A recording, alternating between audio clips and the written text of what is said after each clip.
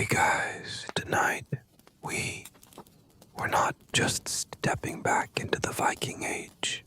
We're plunging headfirst into its most ferocious, untamed, and perhaps most terrifying manifestation of warrior spirit. We're walking in the blood-soaked boots of the Berserker.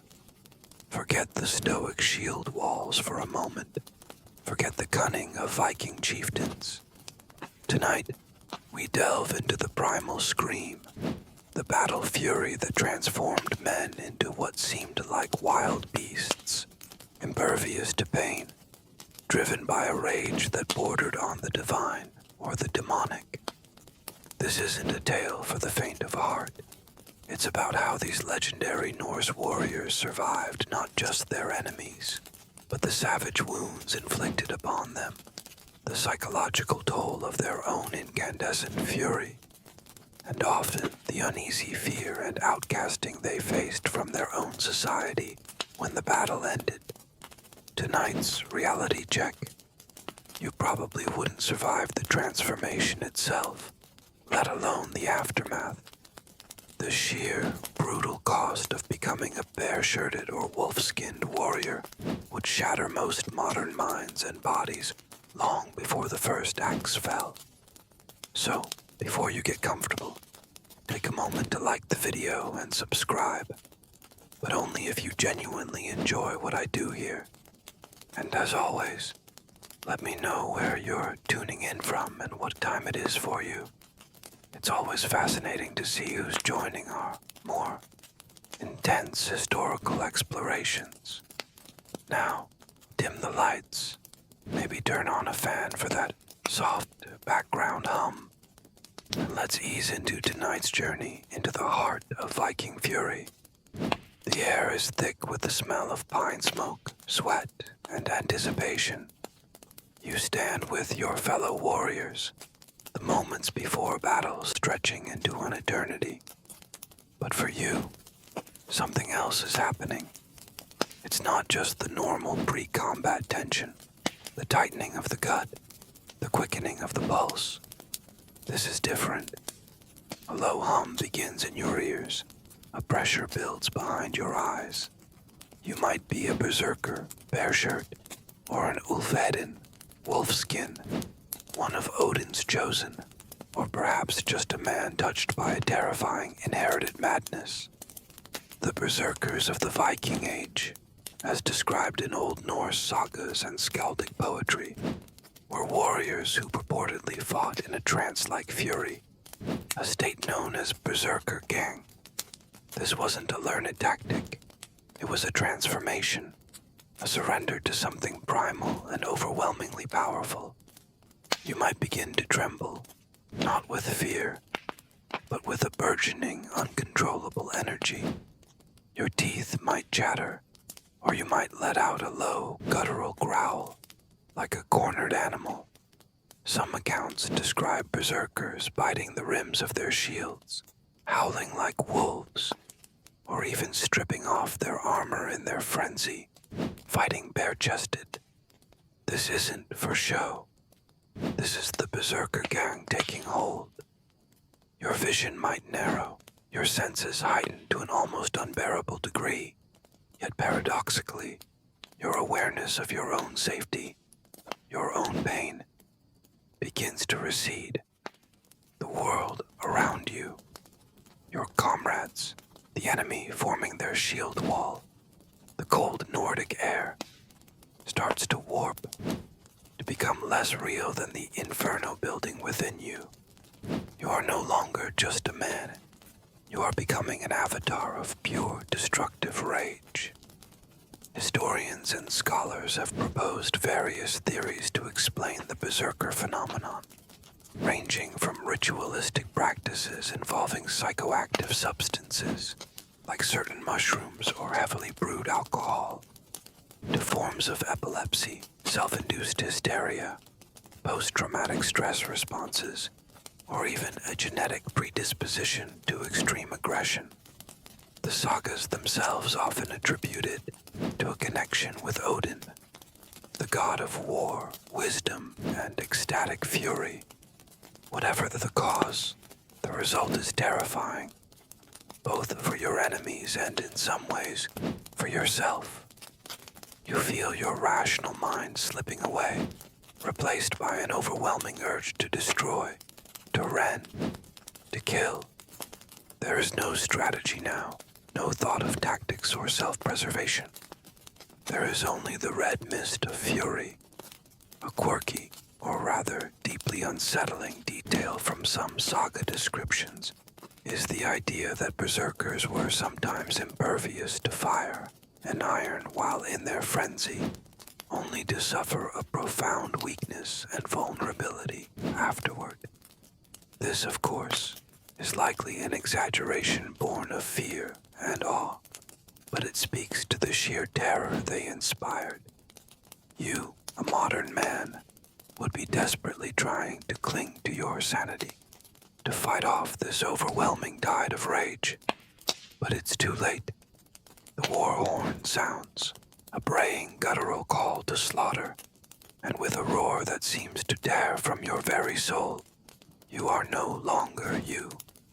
You are the beast, and the battle has begun. The war horn's echo dies, replaced by the cacophony of battle, the clash of steel, the splintering of shields, the screams of the wounded and the dying. But for you, the berserker, these sounds are muted, distant, overwhelmed by the roaring inferno within. You are in the throes of the berserker gang, a state of ecstatic, almost inhuman fury. Your movements are not those of a trained soldier executing precise maneuvers. They are the frenzied, unpredictable attacks of a wild animal, driven by an insatiable lust for destruction. You charge headlong towards the enemy shield wall, perhaps alone, heedless of your own safety, your comrades struggling to keep pace, or wisely giving you a wide berth. Your strength feels limitless. You swing your axe or sword with a savage power that surprises even yourself, cleaving through shields, shattering helmets, felling opponents with a terrifying efficiency. The sagas describe berserkers as howling like wolves, bellowing like bulls, their faces contorted in a mask of rage, sometimes foaming at the mouth. You feel no fear, only an all-consuming aggression. The disciplined ranks of your enemies may falter before your onslaught, their terror palpable as this seemingly unstoppable force of nature crashes into their lines. You are not fighting with skill or strategy. You are fighting with pure, unadulterated ferocity. It's said that some berserkers would even bite their own shields in their frenzy, or gnaw at their own flesh, a testament to their complete loss of self-control. Pain, if it registers at all, is a distant, irrelevant sensation. An enemy axe might glance off your arm. A spear might tear through your tunic, drawing blood, but you barely notice. The berserker gang creates a temporary, terrifying invulnerability to suffering, or at least an indifference to it. You are a whirlwind of destruction, a human battering ram, breaking through enemy formations, sowing chaos and terror. The psychological impact of facing a berserker in battle must have been immense, as much a weapon as their physical prowess. The sight of a warrior, perhaps bare-chested or clad only in an animal skin, seemingly impervious to wounds and fighting with such bestial fury, would be enough to break the nerve of even seasoned soldiers. This state of heightened aggression and insensitivity to pain is not without its parallels in the modern understanding of extreme stress responses, where adrenaline and other hormones can temporarily block pain signals and grant bursts of extraordinary strength.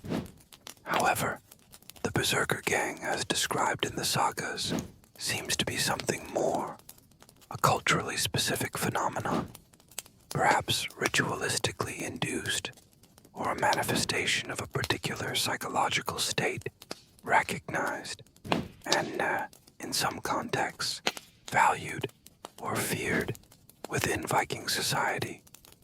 A quirky and often debated detail is whether berserkers fought as individuals or in small dedicated groups. Some sagas suggest they were lone champions, while others hint at brotherhoods of these warrior mystics. You, lost in this red mist of battle, are not thinking of such things. You are an instrument of Odin's fury, a vessel of destruction.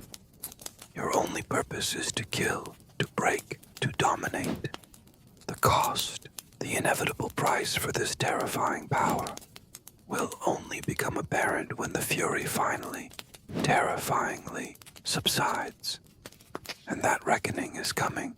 The battle rages around you, a maelstrom of steel, blood, and screams. You, in your berserker gang, are a whirlwind of destruction, seemingly untouched by the carnage you inflict and receive. An axe blade slices across your thigh, laying the flesh open to the bone. A spear point grazes your ribs, a searing line of fire. A sword cut opens your scalp, and warm blood mats your hair, running into your eyes. But in the heat of your ecstatic fury, these are mere trifles, distant annoyances that barely register.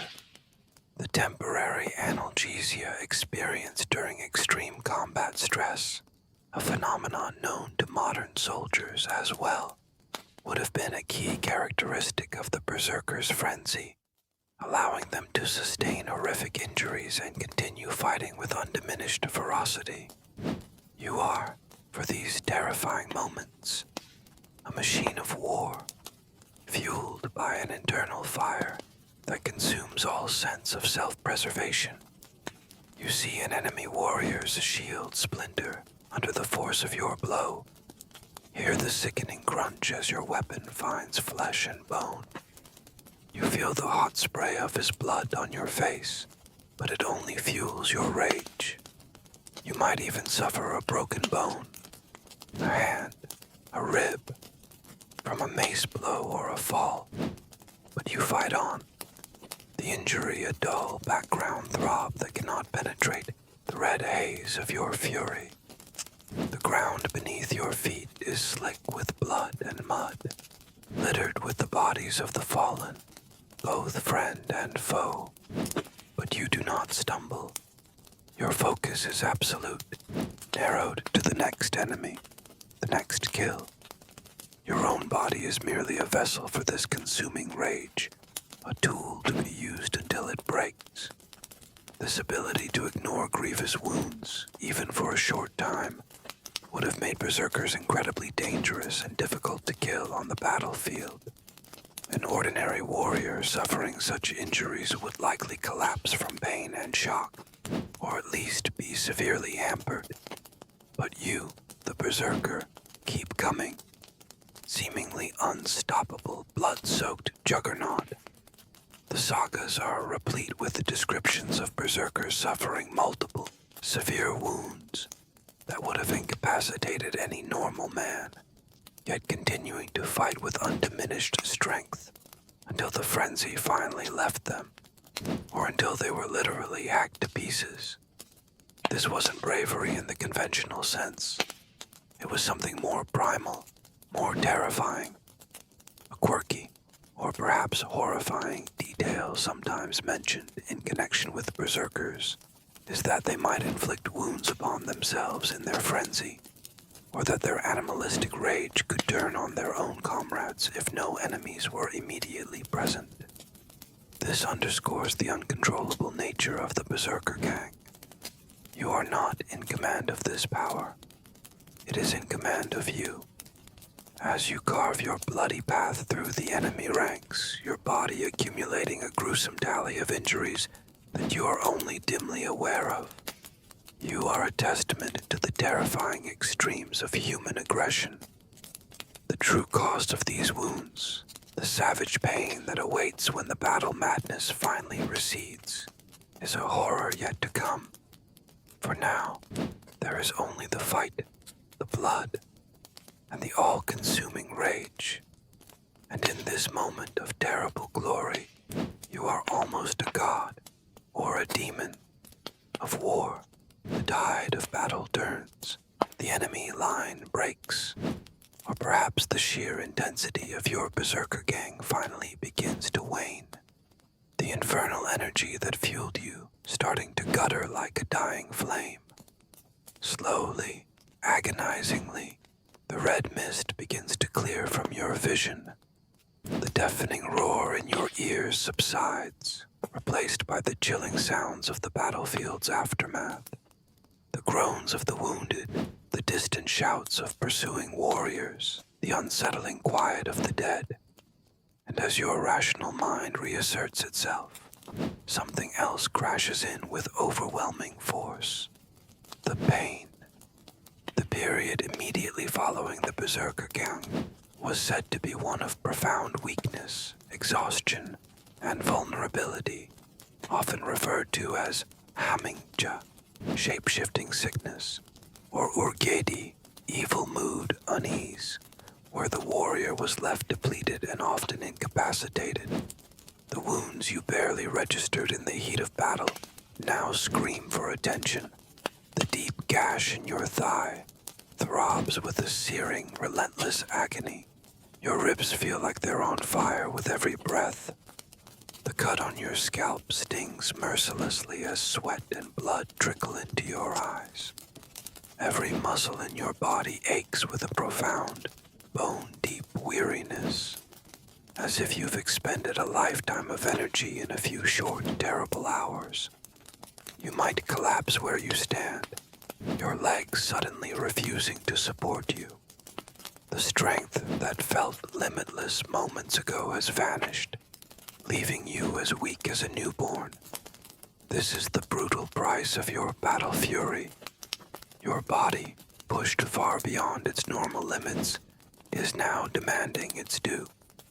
You look down at yourself, perhaps for the first time truly seeing the extent of your injuries.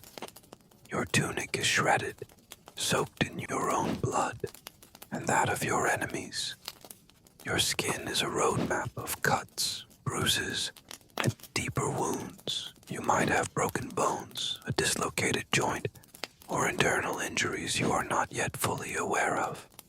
The adrenaline that masked the pain is gone, and the full, horrifying reality of your physical state crashes down upon you. This is a dangerous time. You are exposed, vulnerable, an easy target for any surviving enemies or opportunistic scavengers. Your comrades, if they are still standing, might offer some assistance, or they might be too preoccupied with their own wounds or the pursuit of fleeing foes. The sagas often depict berserkers as being utterly spent and helpless after their frenzy, sometimes needing to be carried from the field, their previous ferocity replaced by a childlike weakness. A quirky and deeply unsettling psychological aspect of this post-fury state might be a sense of confusion, disorientation, or even a profound depression or self-loathing. The memories of your actions during the Berserker gang, the brutal killings, the loss of control, might begin to surface, bringing with them a wave of revulsion or despair. You were a beast, and now you are just a broken man, lying amidst the carnage. You, a modern individual, would be in shock, overwhelmed by the trauma, both physical and psychological. The sheer, unadulterated agony, combined with the crushing exhaustion and the dawning horror of what you have endured and inflicted, would be a torment beyond imagining.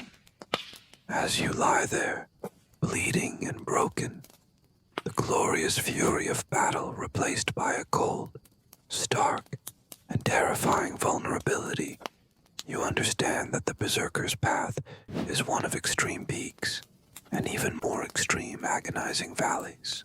If you are fortunate enough to survive the immediate aftermath of your Berserker gang and the battle itself, dragged from the field by comrades, or managing to stumble back to camp, your next ordeal begins, dealing with your savage wounds in an era of profoundly rudimentary medical knowledge.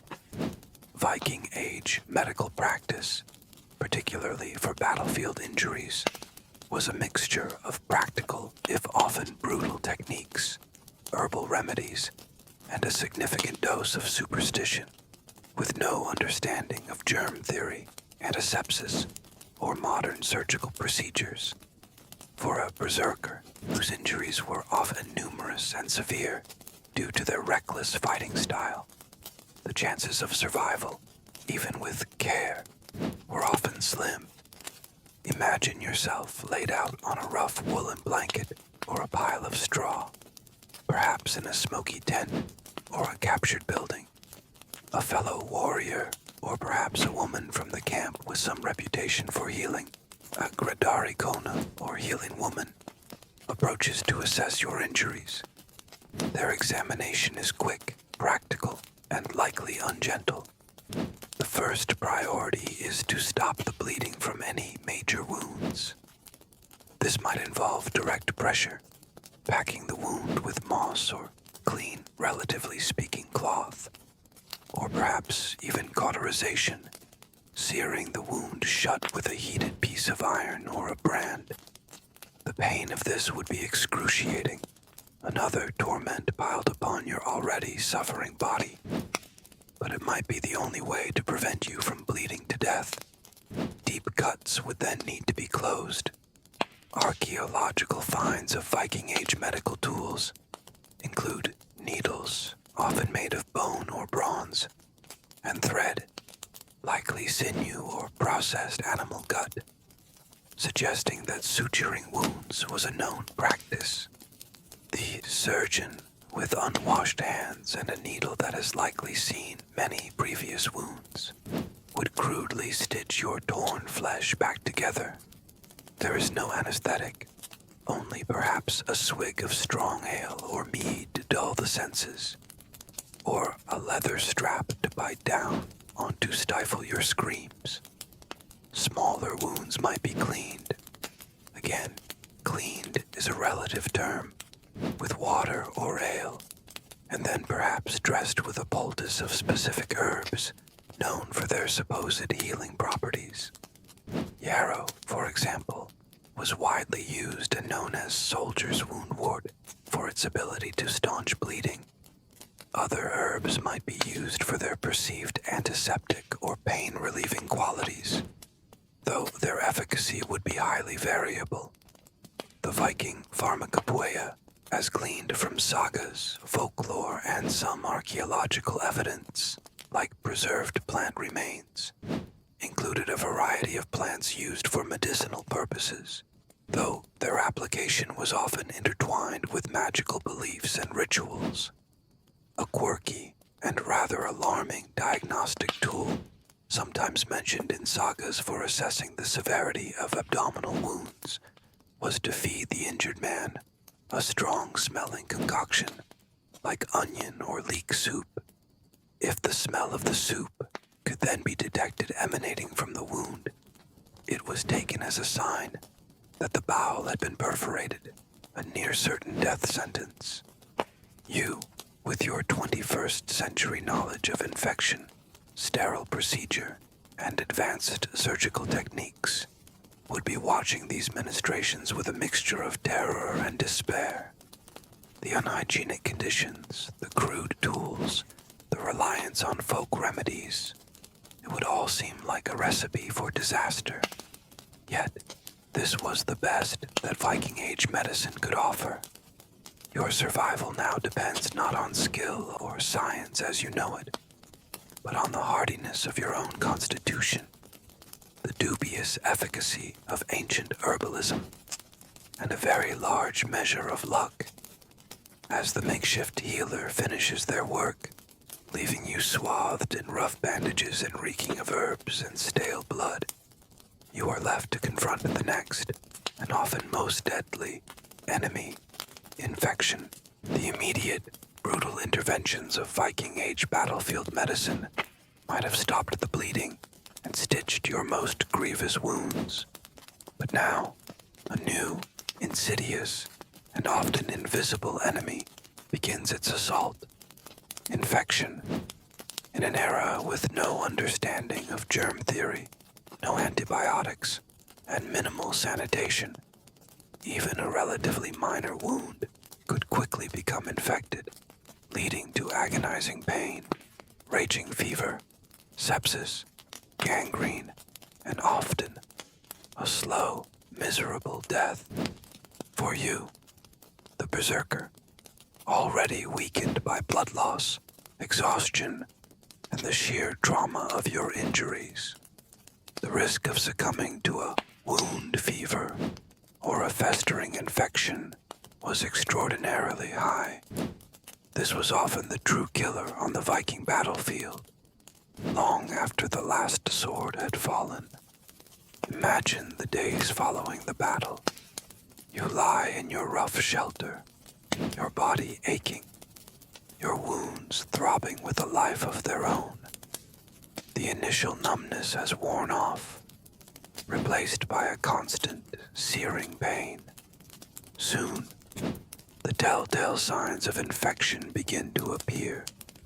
The skin around your wounds becomes red, swollen, hot to the touch. Pus, thick and foul-smelling, begins to ooze from the stitched gashes. You develop a fever, a burning heat that consumes you from within, alternating with bone-chilling shivers. You might become delirious, thrashing in your sweat-soaked furs, muttering incoherently, your mind lost in a nightmarish landscape of pain and fragmented memories of battle. Your comrades or caregivers can do little more than offer sips of water, perhaps change your soiled bandages, if clean ones are even available, and watch helplessly as the infection takes its course. The healers might try various remedies, poultices of moldy bread, a primitive, if accidental source of penicillin-like substances, though its efficacy would be wildly inconsistent and unreliable, might be applied. Wounds might be washed with wine or vinegar in a desperate attempt to cleanse them. Charms might be chanted, runes carved, or offerings made to the gods in the hope of divine intervention. But against a virulent bacterial infection, these measures were often pitifully inadequate. Paleopathological studies of Viking Age skeletal remains frequently show evidence of severe infections, such as osteomyelitis, bone infection, often resulting from poorly healed wounds, indicating that infection was a major cause of morbidity and mortality. A quirky, or rather, horrifyingly common, outcome of a severe limb infection was gangrene. The flesh would begin to die, turning black and putrid, the stench unbearable. The only cure for this, if attempted at all, was amputation, a brutal, often fatal procedure performed without anesthetic, using a saw or a heavy axe, with a high risk of shock, blood loss, and further infection. You, lying there, burning with fever, your wounds festering, would be acutely aware of your own body betraying you, a battle being waged within that you have little power to influence. The heroic fury of the battlefield is a distant memory, replaced by a grim, solitary struggle against an unseen enemy.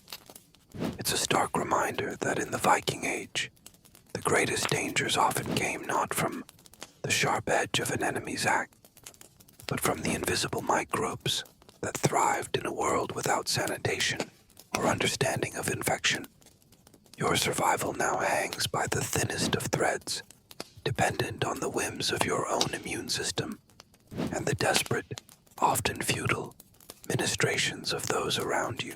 If, by some miracle of constitution or blind luck, you begin to pull through the immediate crisis of infection, the process of healing your savage wounds in the Viking Age is still a long, arduous, and often uncertain affair, guided by a combination of folk wisdom, herbal remedies, and a healthy dose of what can only be described as magical thinking. The Viking understanding of healing was deeply intertwined with their worldview, incorporating practical knowledge of medicinal plants with beliefs in the power of runes, charms, spoken incantations, and the intervention of gods or other supernatural entities. For you, the recovering berserker, your convalescence would be a journey through this complex and often bewildering landscape of ancient Norse medicine. Imagine your wounds, though perhaps no longer actively festering, are still raw, painful, and slow to mend. The healing woman or a knowledgeable elder might continue to apply various herbal preparations, poultices made from plants like comfrey, known as knit bone for its supposed ability to help heal fractures, plantain, used for its anti-inflammatory properties, or sphagnum moss, which has absorbent and mildly antiseptic qualities and was used as a wound dressing, might be regularly changed. Decoctions of other herbs might be given to you to drink, to purify the blood, or strengthen the spirit. The Viking pharmacopoeia was extensive, utilizing a wide range of native plants, though the specific knowledge was often a closely guarded secret, passed down through families or within certain communities. Alongside these practical plant-based remedies, magical practices would often play a significant role. Runes, the ancient Norse alphabet, were believed to hold potent magical power. Specific runes might be carved onto amulets for you to wear, or inscribed onto bandages, or even directly onto your skin near the wound, to promote healing or ward off evil spirits believed to be hindering recovery.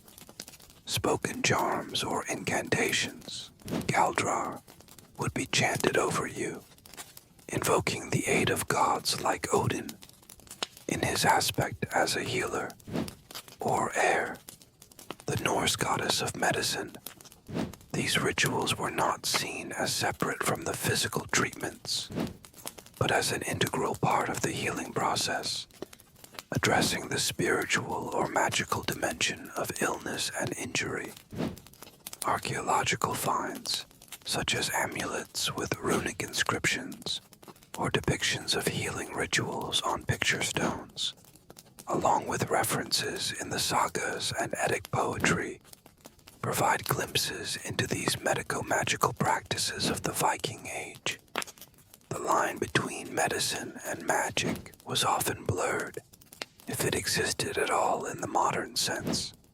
Success in healing was attributed as much to the correct application of rituals and the favor of the gods as to the efficacy of the herbs themselves.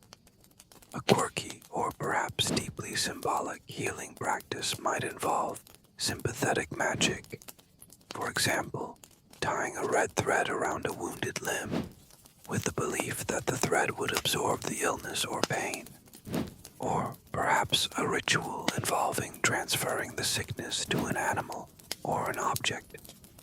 You, as a modern man, might view these practices with skepticism.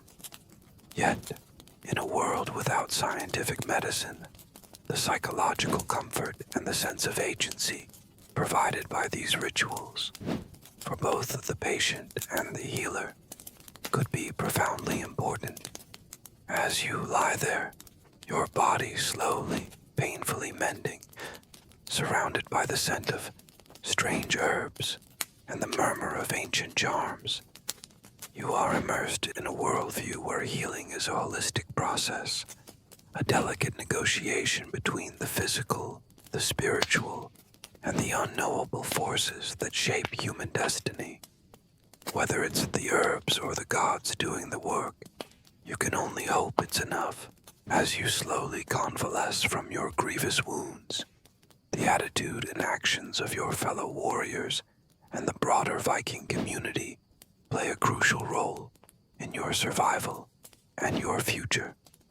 Were you, the Berserker, seen as a divinely touched champion to be revered and cared for, or a dangerous, unstable liability to be shunned or even disposed of once your battlefield utility had passed? The sagas and historical interpretations offer a complex and sometimes contradictory picture of how berserkers were perceived and treated by their contemporaries, suggesting a mixture of awe, fear, respect, and revulsion. Your experience would likely depend heavily on your Jarl's disposition, your previous deeds, and the specific cultural norms of your community. Imagine lying in your makeshift sickbed, weak and vulnerable. Some of your shield brothers, men you fought alongside, might visit, perhaps bringing a share of their own meager rations, or simply offering a word of gruff encouragement. They might see your survival as a testament to your incredible strength and Odin's favor. Your reputation as a fearsome warrior, even one whose fury was uncontrollable, could earn you a certain degree of respect and a willingness to invest in your recovery. After all, a live berserker, however damaged, might one day fight again.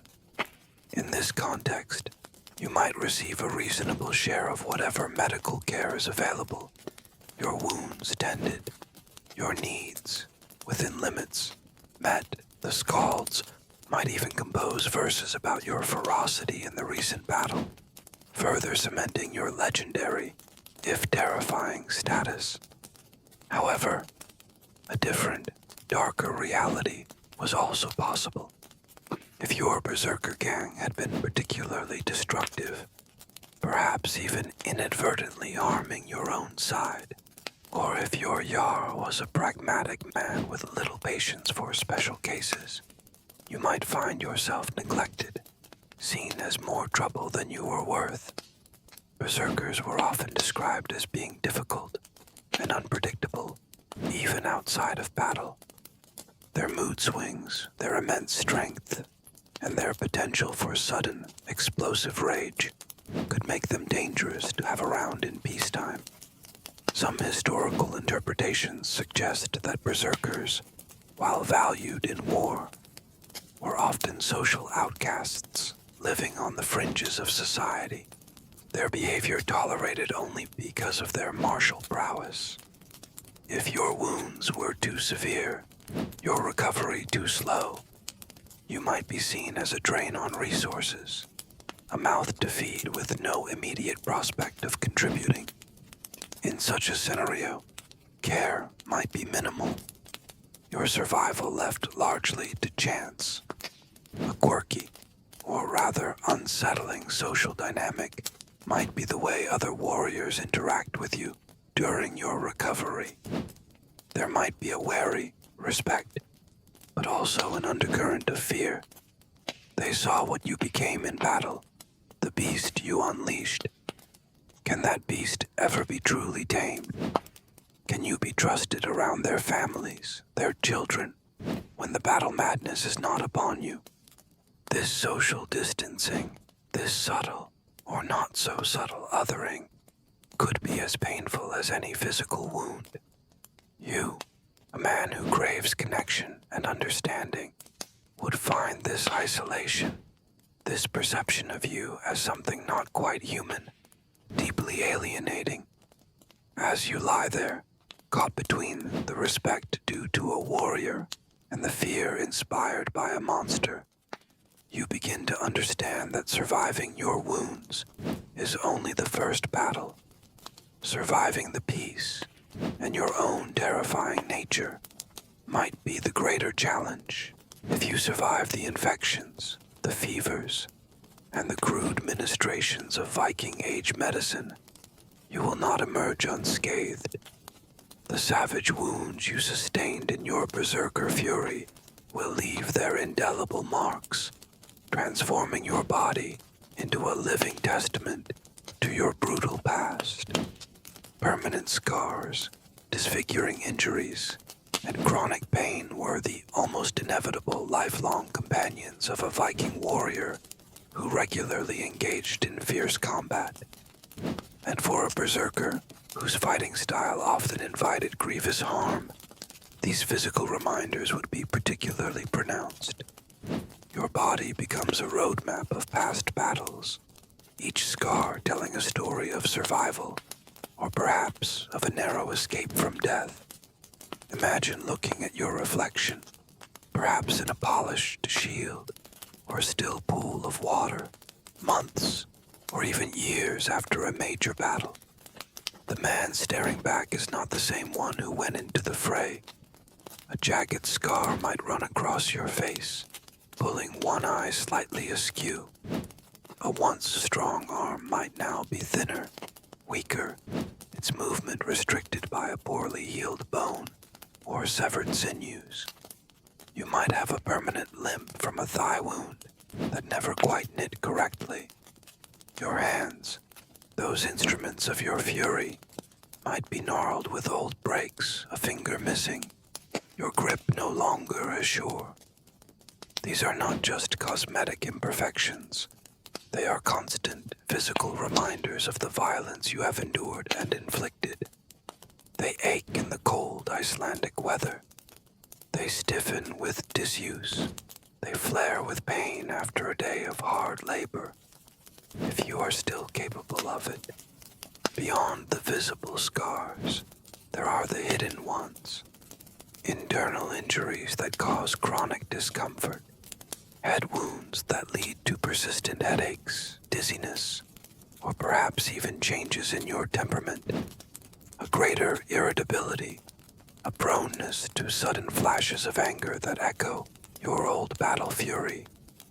The very act of moving, of performing everyday tasks, might now be a struggle, a constant negotiation with a body that has been pushed to its limits and beyond. Paleoanthropological studies of Viking Age skeletons often reveal evidence of traumatic injuries consistent with interpersonal violence, healed fractures, sword cuts on bones, embedded weapon fragments, providing stark physical evidence of the violent lives these individuals often led. A quirky, or rather culturally significant, aspect of these scars in Viking society might have been their dual nature.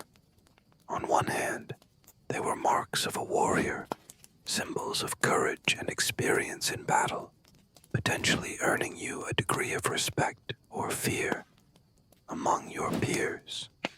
A man with many scars was a man who had seen much combat and survived.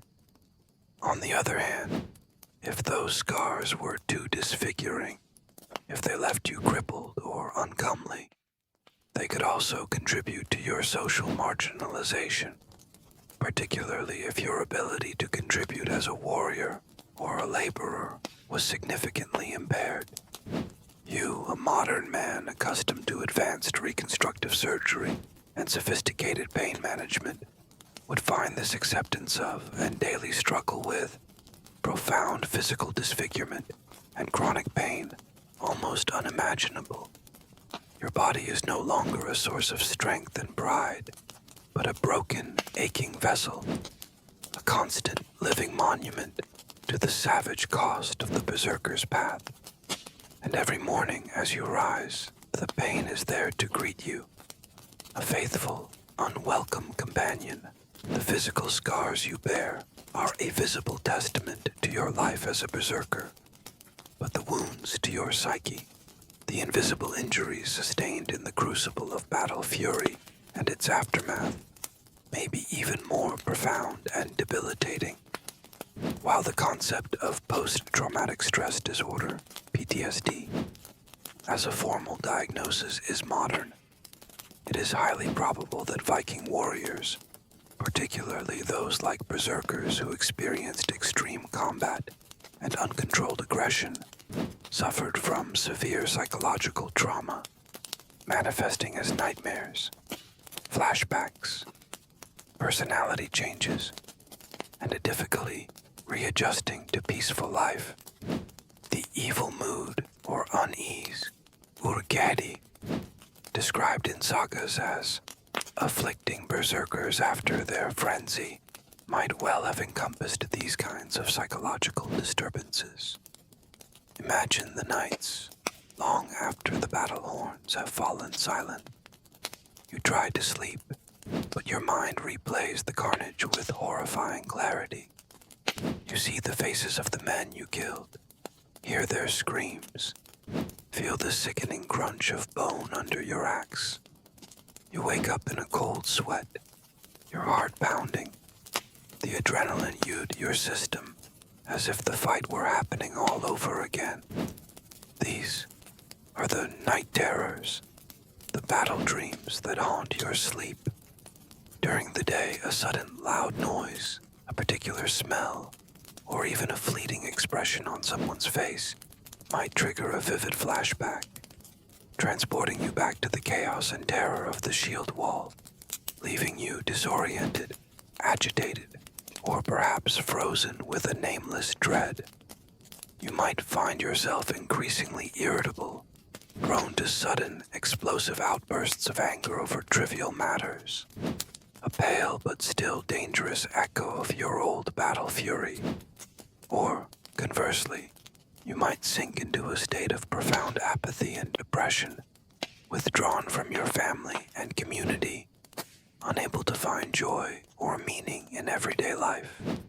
The very act of having surrendered control to the Berserker Gang, of having become a beast, might leave you with a deep sense of shame, guilt, or self-loathing. Who were you in those moments? What atrocities did you commit? Can you ever truly be a normal man again after having touched such primal, destructive forces within yourself? While the sagas often celebrate the martial prowess of berserkers, they also sometimes hint at their troubled natures, their difficulty in fitting into society, and the fear they inspired even among their own people. This suggests an awareness, however intuitive, of the psychological toll of their unique form of warfare, a quirky, or perhaps deeply tragic, manifestation of this psychological trauma might be a kind of hypervigilance, an inability to ever truly relax. You are constantly scanning your surroundings for threats, easily startled, always on edge, as if the battle never truly ended for you. You, a modern man with access to therapy, support groups, and a greater understanding of mental health, would recognize these symptoms as signs of severe trauma. But in Viking Age Iceland, there are no such resources. There is no language for what you are experiencing, beyond perhaps being deemed ill-tempered, haunted, or simply strange. You are left to wrestle with these inner demons alone, in a society that values strength and stoicism, and has little patience for perceived weakness or mental instability. The battlefield might be behind you, but the war within your own mind rages on. A silent, solitary, and often losing struggle. The physical scars and psychological demons that haunt you after your life as a berserker inevitably shape your relationship with your own community. While your ferocity in battle might once have been valued, even celebrated, in times of peace, or as you age, and your battle madness becomes less predictable or more frightening, you may find yourself increasingly an object of fear, suspicion, and social outcasting. very traits that made you a terrifying asset in war. Your uncontrollable rage, your immense strength, your disregard for your own safety and that of others could make you a dangerous liability in the tightly knit, rule-bound society of a Viking Age farmstead or village. Your neighbors, even your own kin, might begin to whisper about you, to avoid you, to look at you with a mixture of awe and apprehension. Imagine trying to reintegrate into the daily rhythms of community life. You attend a local assembly, a thing, but other freemen give you a wide berth, their conversations hushing as you approach. You try to participate in communal tasks, but your unpredictable temper, or perhaps just the lingering aura of violence that clings to you, makes others uneasy. Children who once might have looked up to warriors with wide-eyed admiration now scurry away at your approach, perhaps having heard tales of your battle fury, or having witnessed one of your unsettling post-combat mood swings. The local skald, who once sang praises of your battlefield exploits, might now fall silent when you enter the hall, or subtly change the subject of his song. This social isolation can be a profound and painful form of suffering, perhaps even more so than your physical wounds. Humans are social creatures, and to be ostracized by your own people is a kind of living death. In some cases, if a berserker's behavior became too erratic or dangerous to the community, he might be formally outlawed. The Icelandic sagas contain instances of berserkers being declared útlagar, outlawed, meaning they were stripped of all legal protections, their property forfeit, and anyone could kill them without penalty. This was the ultimate social rejection, a sentence to a life as a hunted fugitive, or a lonely death in the wilderness. Even if you avoid such an extreme fate, you might find yourself living on the fringes of society, perhaps in a small, isolated hut away from the main settlement. Your company tolerated only out of a lingering sense of duty or fear. A quirky, or rather deeply ironic aspect of your situation is that the very society that once lionized your battle fury, that perhaps even encouraged or cultivated it through rituals or warrior cults like those devoted to Odin, now recoils from its consequences. The beast they unleashed on their enemies is not so welcome when it prowls too close to home. You, a modern man accustomed to concepts of social integration and support for veterans, however imperfectly realized, would find this societal rejection after a life of brutal service deeply unjust and alienating. You fought for these people, bled for them, perhaps even lost your sanity for them, and now they look at you as if you are a monster. It's a bitter pill to swallow, a lonely vigil on the outskirts of a community that no longer truly has a place for its most savage sons. The societal fear and outcasting you experience as a former berserker are not just matters of informal social pressure. They can also have very real legal implications in the complex world of Viking Age law. While there wasn't a specific berserker code per se, existing Norse laws, particularly those dealing with assault, homicide, and breaches of the peace, would certainly apply to a berserker whose uncontrollable rages led to harm or disruption within his own community, potentially resulting in fines, banishment, or even outlawry. The very nature of the berserker gang, its wild, indiscriminate violence, made it a threat not just to enemies, but also to friends and kin if it erupted at the wrong time or in the wrong place. Imagine a scenario In a fit of post-battle unease or a sudden inexplicable rage, you lash out, injuring a fellow community member or damaging property. This isn't a battlefield where such actions might be excused or even lauded. This is home, where different rules apply. The injured party or their kin would have the right to bring a case against you at the local thing, assembly. Witnesses would be called. Your past reputation as a berserker might be brought up, perhaps as evidence of your dangerous and unpredictable nature. There would be no plea of temporary insanity or diminished responsibility as a formal legal defense. While the community might understand, or at least acknowledge the phenomenon of the berserker gang, that understanding wouldn't necessarily absolve you of responsibility for your actions when not in the heat of legitimate battle. The penalties could be severe.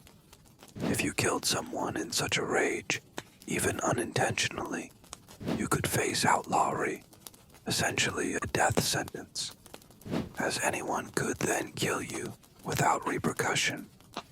For lesser injuries or damages, hefty fines, paid in silver or goods, might be levied, potentially bankrupting you or your family if you had any property to speak of.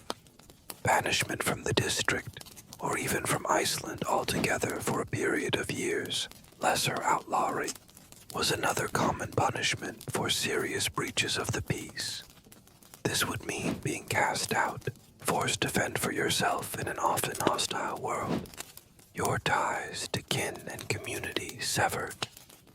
Legal historians studying the Icelandic Gragas, Grey Goose laws, and other Scandinavian legal codes note that while these laws were sophisticated for their time, they were primarily concerned with maintaining social order and providing mechanisms for resolving disputes and feuds among free men, often through a system of compensation and retribution. A berserker who consistently threatened that order would not be tolerated indefinitely. A quirky, or rather darkly pragmatic aspect of Viking law was its emphasis on compensation, better, rather than abstract justice. If you harmed someone, the primary legal remedy was often for you or your kin to pay a set amount to the injured party or their family, the amount determined by their social status and the severity of the injury. This system, while providing a way to end feuds, also meant that a wealthy or powerful individual could literally get away with more. As a berserker, potentially without significant wealth or powerful kin to back you up, you would be particularly vulnerable in such a system. You, a modern man accustomed to a legal system with concepts like intent, mitigating circumstances, and rehabilitation, would find the stark, often brutal, application of Viking law terrifying. The knowledge that one uncontrollable outburst, one moment where the beast within you slipped its leash, could lead to financial ruin, exile, or death, would be a constant, heavy weight on your already burdened mind if you managed to avoid outlawry or a violent end. The challenge of reintegrating into the fabric of Viking Age society as a former, or perhaps still occasionally volatile, berserker is a monumental one. How do you shed the skin of the beast and attempt to live as a man among men who may forever see you as something other, something dangerous? The process of a berserker attempting to find a semblance of normalcy, to control their rages, and to regain a measure of acceptance within their community would be a deeply personal and arduous struggle, with no guarantee of success and the constant threat of relapse or social rejection. This isn't a society with therapy or anger management programs. Your reintegration, if it happens at all, depends on your own willpower. tolerance of your community, and perhaps the intervention of powerful patrons or understanding kin. Imagine consciously trying to suppress the simmering rage that still occasionally boils within you. You learn to recognize the warning signs, the trembling, the ringing in your ears, the red mist threatening to descend, and you fight to control it, perhaps by withdrawing, by engaging in some physically exhausting but non-violent task, or by reciting calming verses or charms, if you know any. You make a deliberate effort to be more measured in your speech, more cautious in your interactions, always aware that your past actions have made you an object of scrutiny and fear. You might try to contribute to the community in peaceful ways, perhaps using your strength for construction or heavy farming tasks, if your physical wounds allow, or offering your protection in a more controlled, disciplined manner if the community is threatened by external enemies. The goal is to demonstrate that you can be more than just an engine of destruction. Success in this endeavor is far from guaranteed. A single lapse, a moment where your old fury breaks through, could undo months or even years of patient effort, reinforcing the community's worst fears about you. You might find that some doors remain forever closed to you, some social circles forever wary. The stigma of the Berserker King can be a heavy cloak to bear. The sagas sometimes tell of berserkers who eventually find a measure of peace, perhaps by converting to Christianity, which generally condemned such pagan warrior practices, by finding a strong and understanding spouse, or by channeling their energies into more constructive pursuits. But they also tell of those who remain wild and dangerous, eventually meeting violent ends or living as outcasts. A quirky, or rather deeply human aspect of this struggle might be your search for meaning or redemption. Having experienced such an extreme state of being, having inflicted and endured so much violence, you might grapple with profound existential questions. What is the purpose of your strength, your fury, if it only brings destruction and fear? Is there a way to atone for past deeds? You might seek out a wise elder, a respected chieftain, or perhaps even a Christian missionary, as Christianity began to spread in the Viking world towards the end of the era, for guidance or solace. You, a modern man, would recognize the immense psychological effort involved in this attempt at self-mastery and social reintegration, the daily battle against your own inner demons, the constant striving for control and acceptance in a world that is quick to judge and slow to forgive. It would be a lonely and heroic struggle in its own right, and whether you succeed or fail, the path of the Berserker, once trod, leaves an indelible mark, a shadow that you and your community may never fully escape. The profound changes you've undergone as a Berserker, the physical scars, the psychological trauma, the social stigma, inevitably reverberate through your closest personal relationships, particularly with your family and kin.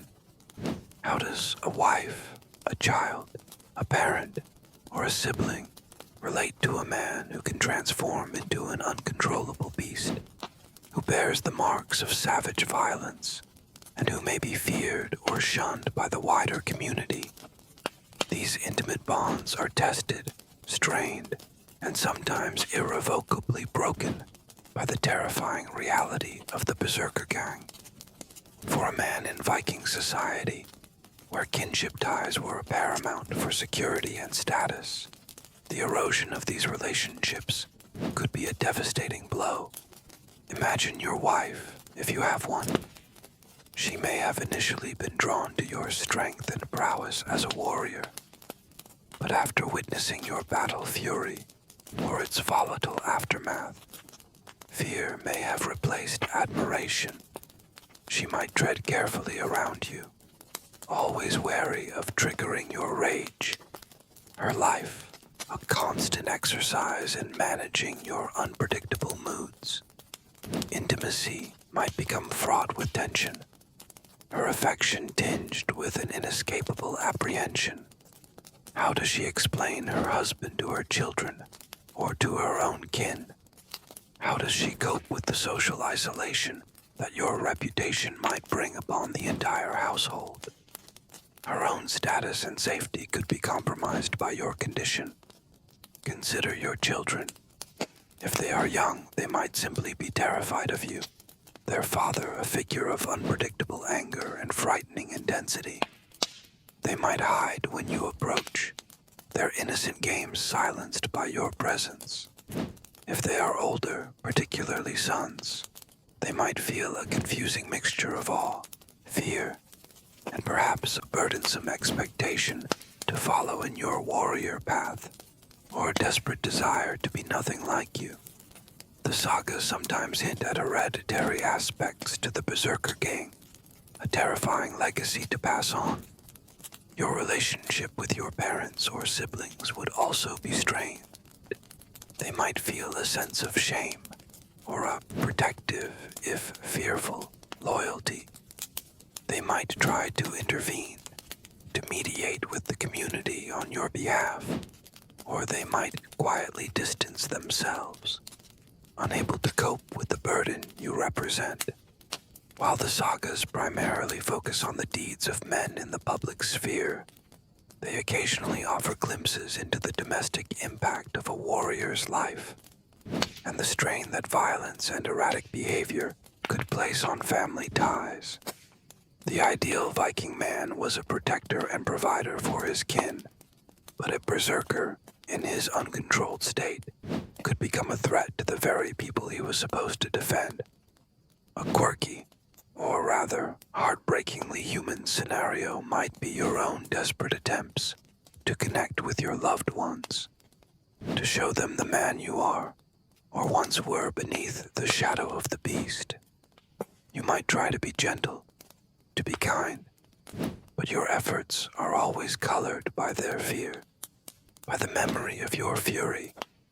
You see the caution in their eyes, the slight flinch when your voice is raised, and it's a constant, painful reminder of the chasm that has opened between you.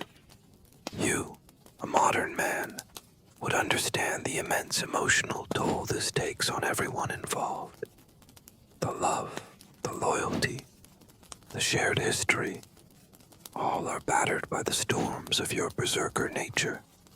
And as you sit by your own hearth, perhaps with your family, keeping a wary distance, you might feel loneliness more profound than any battlefield isolation.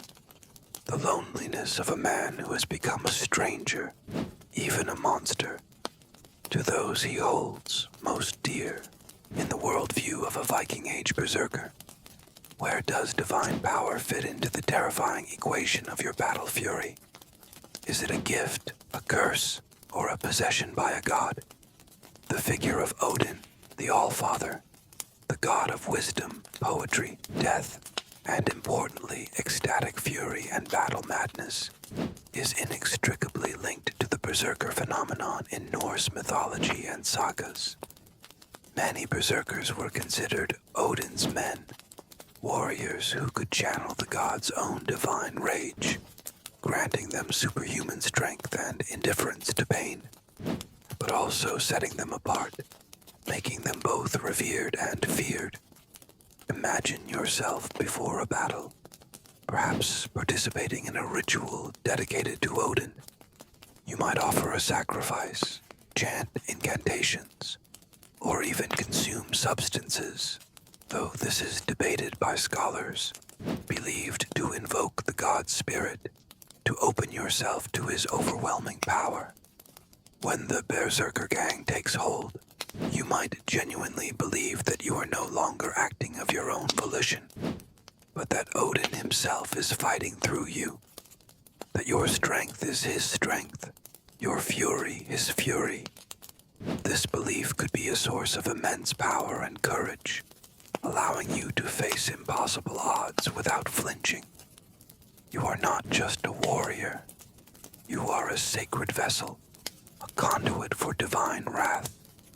This connection to the divine might also offer a framework for understanding your own terrifying transformations, a way to make sense of the beast within. It's not madness, it's godly possession. However, this divine connection is a double-edged sword. If Odin grants you his fury in battle, what happens when the battle is over? Are you still his man, still touched by his wild, unpredictable nature? Does his power linger, making you a continued threat to the social order? The favor of the gods, particularly a complex and often capricious god like Odin, is not always a comfortable thing to live with. Norse mythology is filled with tales of gods who are both creators and destroyers, and Odin himself embodies this duality. His berserkers might reflect this, being both saviors in battle and potential monsters in peace. A quirky, or rather, deeply symbolic aspect of the berserker's attire, the bear shirt, berserker, or wolf skin, ulfheden, further reinforces this connection to the wild, the animalistic, and the shamanistic traditions often associated with Odin. By donning the skin of a powerful beast, the warrior was not just dressing up. He was, in a sense, becoming the beast, tapping into its primal strength and ferocity, perhaps through a ritualistic transformation. You, as a modern man, might try to rationalize this experience. But for your 1950s, Viking Age, Berserker self, the line between the human and the divine, the man and the beast, would be terrifyingly thin. You might feel chosen, empowered, but also burdened, marked by a power that you can neither fully control nor entirely understand. And as you offer your prayers or make your sacrifices to Odin, you might wonder if you are seeking his blessing or merely trying to appease a force that could, at any moment, consume you entirely. The gods of the Vikings are not gentle shepherds. They are harsh, demanding, and often terrifyingly indifferent to the suffering of mortals. The life of a berserker is inextricably linked to war. Your terrifying power, your berserker gang, is a weapon, a force multiplier on the battlefield. But what happens when the raids cease, when feuds are settled, however temporarily, and an uneasy peace descends upon the land? How does a Viking berserker, a man whose very identity and perhaps his only perceived value lies in his battle fury, cope with the quiet, AI-driven rhythms of peacetime? This transition, or lack thereof, could be one of AI-driven most profound and dangerous challenges. The beast within, accustomed to being unleashed, does not simply go to sleep when the war horns fall silent. Imagine the raiding season has ended. The longships are beached for the winter. Your Jarl and his warriors return to their farmsteads, to the tasks of animal husbandry, farming, in more southerly Scandinavian lands, and community governance. But for you, the berserker, this return to normalcy can be a torment. The adrenaline that fueled you, the ecstatic rage that defined you, now has no outlet. The quiet routines of farm life, mending fences, tending livestock, repairing tools, might feel suffocatingly mundane, a pale shadow of the life and death intensity you crave, or perhaps are simply conditioned to. Your immense physical strength, once a battlefield asset, might now be awkward, even destructive, in the confines of a peaceful household. A simple disagreement, a perceived slight, could trigger a disproportionate surge of anger, a frightening echo of your battle madness, terrifying your family and neighbors. You might find yourself restless, irritable, prone to brooding or sudden outbursts. The skills that made you a fearsome warrior are largely useless in peacetime. You are not a farmer, a craftsman, or a skald. You are a killer. And when there is no one sanctioned to kill, what do you become?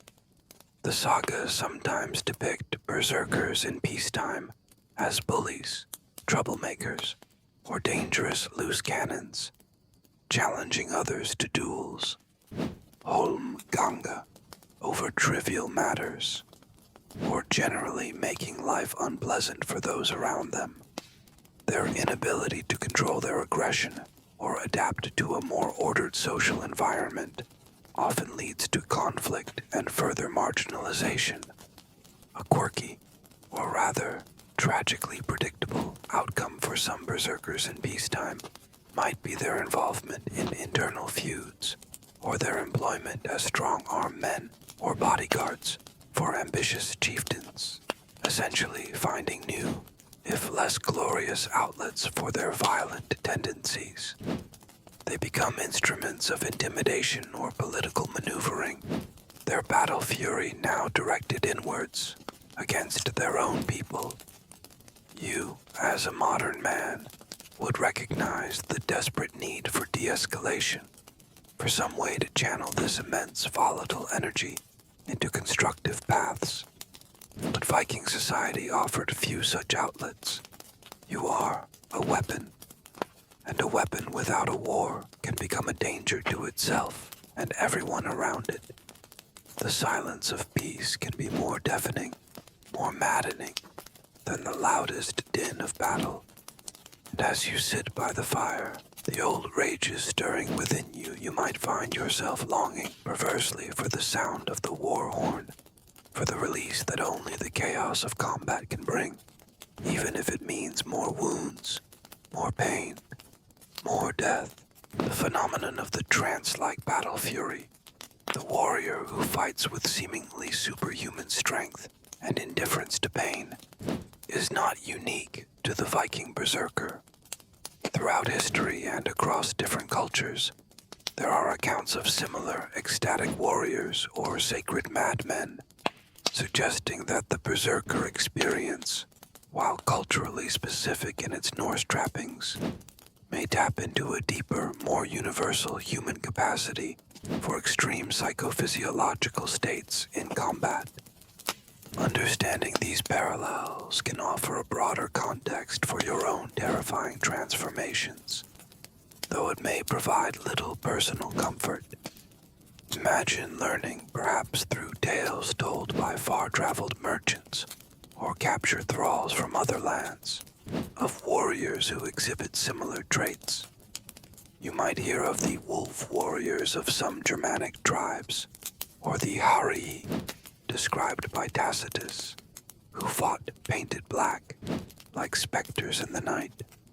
Perhaps there are echoes in the accounts of certain Celtic warriors who were said to fight naked, their bodies painted with woad, screaming battle cries to terrify their enemies.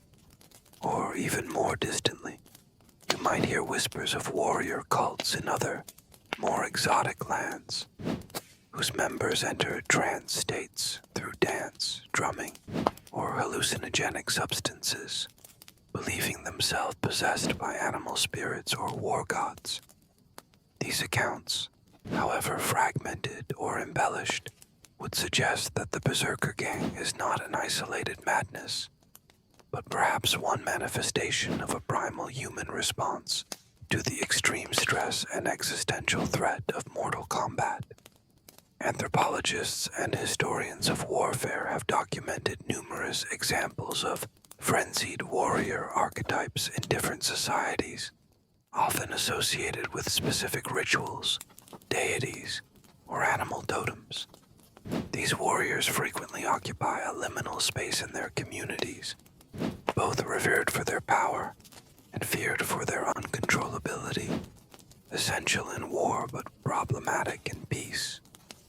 This cross-cultural perspective doesn't necessarily explain your own berserker nature in a way that lessens its personal terror, but it might offer a strange sort of kinship, a recognition that you are not entirely alone in this terrifying transformation. A quirky, or rather deeply unsettling parallel might be found in the behavior of certain animals when cornered or defending their young.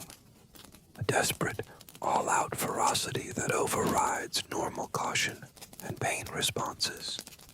Perhaps the berserker, by donning the bear shirt or wolf skin, is not just symbolically, but psychologically tapping into this primal, animalistic survival instinct. You, as a modern man, might think of accounts of soldiers in the heat of battle performing feats of extraordinary strength or endurance, their actions later seeming almost dreamlike or out of body. The human capacity for extreme states, it seems, is a constant across time and culture. But for you, the Viking Berserker, this isn't an academic comparison. It's your lived, terrifying reality. And knowing that other men, in other lands, under other gods, have also walked this path of ecstatic violence offers little solace when the blood mist descends and you become the beast once more. It simply underscores the dark, primal, and often terrifying depths of the warrior spirit. How do we even know about you, the Viking Berserker, and your terrifying battle fury, nearly a millennium after your time? Your story, or at least fragments of it, survives primarily through the old Norse sagas, skaldic poetry, and occasional references in other historical accounts. These literary and historical sources, composed largely in Iceland and Norway from the 12th to 14th centuries, though often recounting earlier events, provide most of our information about berserkers.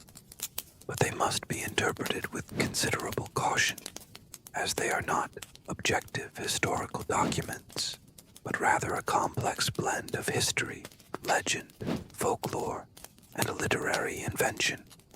For your modern self, trying to understand your Viking counterpart, grappling with the nature of these sources is crucial. Imagine a skald, a Viking Age poet, reciting a dramatic poem in a chieftain's hall, his words painting a vivid picture of a recent battle. He might describe a hero, perhaps your jarl, or even a specific berserker in his retinue, performing incredible feats of strength and valor, felling enemies like trees, his eyes blazing with Odin's fire. This is high praise, meant to entertain, to inspire, and to enhance the reputation of his patron. Or consider the Icelandic family sagas, prose narratives recounting the lives and feuds of prominent Icelandic families during the settlement period and beyond. These sagas often feature berserkers, sometimes as heroic figures, other times as dangerous outlaws or unsettling antagonists. They are depicted biting their shields, howling like beasts, impervious to weapons, and then collapsing in weakness after their frenzy. Are these accurate historical descriptions, or are they literary tropes, exaggerated for dramatic effect, perhaps reflecting a later Christianized society's unease with these pagan warrior archetypes? Historians and literary scholars engage in ongoing debates about the historical reliability of the sagas regarding berserkers.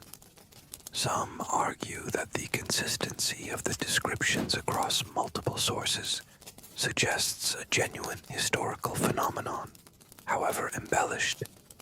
Others are more skeptical, seeing the berserker as a largely legendary or symbolic figure, perhaps representing the untamed, chaotic aspects of the pagan warrior ethos. or even a memory of shamanistic practices. There is little direct archaeological evidence specifically for berserkers, beyond general evidence of a violent warrior culture. A quirky and problematic aspect of using these sources is that they were often written down centuries after the Viking Age proper, by Christian scribes who may have had their own agendas in portraying these pagan warriors. They might have exaggerated the savagery of berserkers to make them seem more demonic, or to highlight the civilizing influence of Christianity. You, trying to piece together the truth of your berserker existence, would be faced with this tapestry of fragmented, often contradictory accounts. Was your berserker gong a divine gift, a psychological condition, a ritual performance, or simply a terrifying reputation that you and others came to believe? The sagas offer glimpses, but they rarely provide definitive answers. They are echoes from a lost world, filtered through time and the biases of their tellers, leaving you and us to ponder the true nature of the beast that once walked the earth in a bare skin. The life of a Viking warrior, particularly a berserker, is one of intense physical exertion, grievous wounds, and constant stress. Such a life inevitably takes a toll on the body and mind. What happens as you, the once feared berserker, begin to age? The process of aging for a Viking berserker, if he even survived long enough to experience old age, would likely be a grim affair marked by chronic pain from old injuries, diminished strength, fading battle fury, and perhaps an increasing sense of isolation and irrelevance in a society that prized youthful vigor and martial prowess. There were no retirement homes, no pensions for superannuated warriors in the Viking Age. Imagine yourself in your later years. The fire of the Berserker King, if it ever truly leaves you, now burns low, or perhaps only flickers erratically, more a source of confusion and weakness than of terrible strength. The myriad scars that crisscross your body ache with a new intensity in the cold Icelandic weather. Old fractures throb, joints stiffen. The strength that once allowed you to cleave shields and fell opponents has waned, leaving you feeling frail, perhaps for the first time in your adult life. You can no longer keep pace with the younger warriors on a raid, if you are even still permitted to go. Your eyesight might be failing, your hearing dulled by years of battle cries and clashing steel. You are a shadow of your former self, a living relic of past glories or terrors. How does your community treat you now? If you were a respected jarl or a wealthy landowner in your prime, you might still command a degree of deference due to your status and past deeds. But if you were simply a berserker in a chieftain's retinue, your value diminishes as your fighting ability fades. You might be relegated to lighter tasks around the farmstead, if you are capable, or you might become dependent on the charity or tolerance of your kin. The fear you once inspired might curdle into pity, or worse, contempt. Younger warriors, full of their own strength and ambition, might see you as a cautionary tale, or simply as an old man taking up space. The sagas sometimes depict aging warriors struggling with their declining strength and their fading relevance, a poignant theme in a society that so highly valued martial prowess and heroic action. A quirky, or rather deeply melancholic aspect of your aging might be the fading of your own legend. The stories of your berserker rages, once told with awe or terror, might now be dismissed as the exaggerations of old men, or forgotten altogether as new heroes and new battles capture the community's attention. You sit by the fire, your once mighty hands now gnarled and trembling, and watch a new generation prepare for war, their faces eager, their bodies unscarred. You, who have seen the true cost of that fury, who carry its price in every aching joint and every troubled dream, can only watch, a silent, any-driven historian of your own brutal past. The mead tastes bitter now, and the songs of battle no longer stir your blood, only a dull, familiar ache. The winter of your life is upon you, and it is as cold and unforgiving as any Icelandic blizzard you endured in your youth.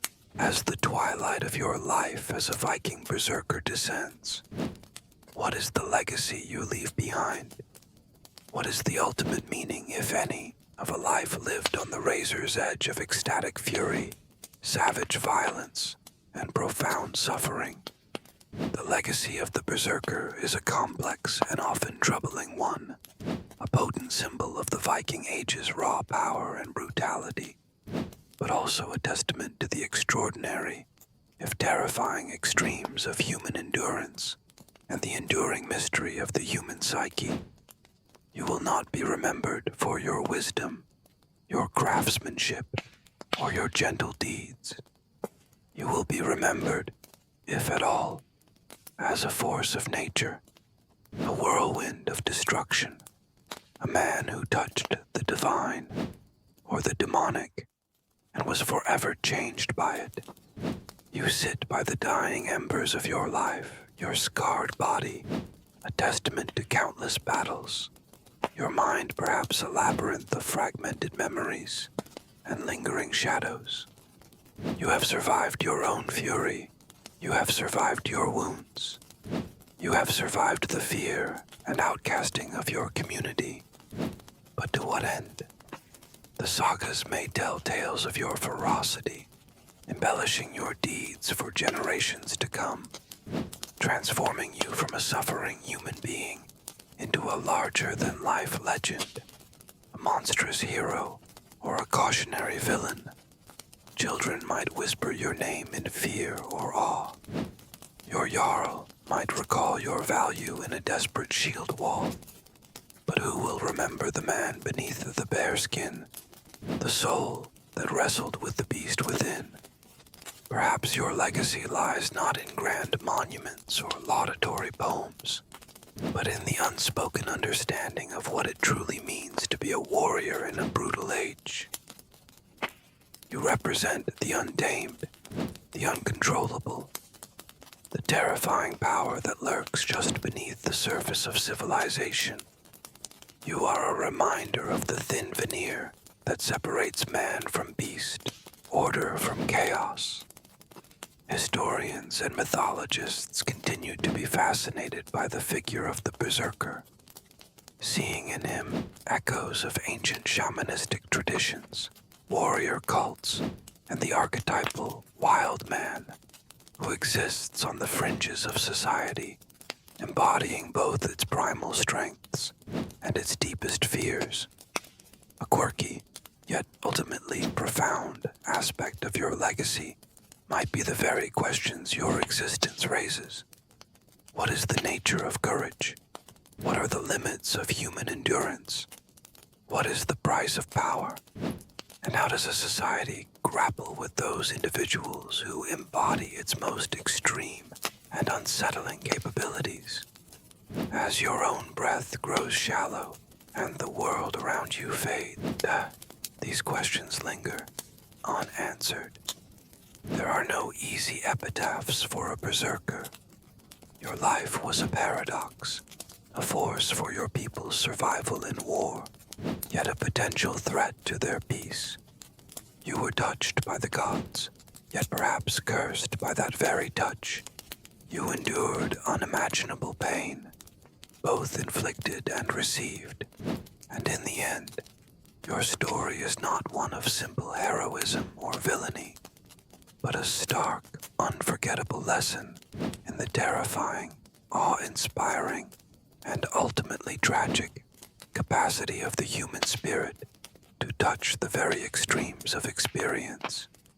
The fury is finally spent. The beast is at rest, and what remains is the silence and the enduring, unsettling legend of the Viking Berserker. The howls of battle fade into the mists of time. The sting of salt spray and the bite of the Icelandic wind recede, replaced by the quiet comfort of your present surroundings. The weight of the bear skin, the tremor of the Berserker gang, the searing pain of untreated wounds. All these sensations can now be gently released. You have walked in the blood-stained boots of one of history's most fearsome warriors, and you have, in a sense, survived. Allow the raw, primal energy of that bygone age to transform now into a deep, profound sense of calm. The struggles, the fury, the relentless fight for survival have all passed.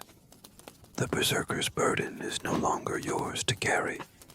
Let the imagined exhaustion of his post-battle weakness become your own invitation to rest, to sink deeply into a state of utter tranquility.